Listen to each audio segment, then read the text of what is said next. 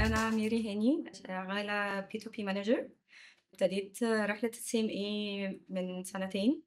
CMA فرقت جدا لأنه ممكن يكون الواحد عارف يعمل كويس أوي الديلي تاسك بتاعته، لكن ما عندوش كلير فيجن قوي الحاجة اللي بيعملها دي بترفلكت فين، أو لو غلط في الحتة دي الإمباكت بتاعها قد إيه. ميزة CMA إن هي بتوري لك different perspective من البيزنس، لأن هي مش بس management accounting، هي فيها برضه financial management، لأن زي ما هي بتدي الفور والكوستنج وأجزاء كتير هي فيها جزء investment. فبتعلم الواحد ازاي analysis ال current situation اللي هو فيه، وازاي يبقى decision maker. هي بتفرق جدا في الواحد وهو بيشتغل. اللي تشالنج والواحد بيذاكر هو انه يعرف يبقى عنده time management between الشغل بتاعه والمذاكرة.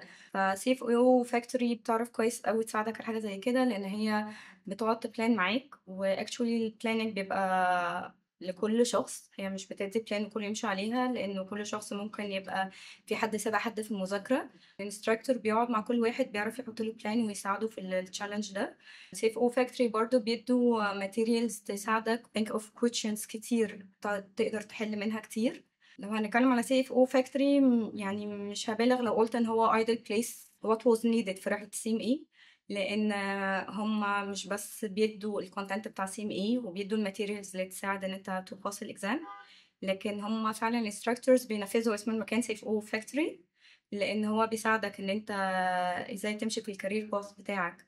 ومش هنسى ان هم بعد ما الكورس ما خلص فضلوا بيفولو اب معانا واحد واحد لحد ما كل واحد وصل الاكزام، عشان محدش يكسل يقع يكون في حتة متأخرة عنده. وكمان هما بيأهلوا الواحد حتى نفسيا ان هو يدخل الامتحان، لان ممكن الواحد يبقى مذاكر كويس جدا بس يدخل الامتحان ممكن يبانك، ممكن يبقى مش عارف السؤال ياخد منه وقت كتير قوي فما ينفعش يخلص بقى الامتحان. فهم بيعرفوا يخليك well prepared ان انت تدخل الامتحان وازاي تعرف تمانج your time جوه الاكزام. احب اشكر كل الموجودين في سيف او فاكتوري، وسبيشال ثانكس طبعا لمصطفى وديع.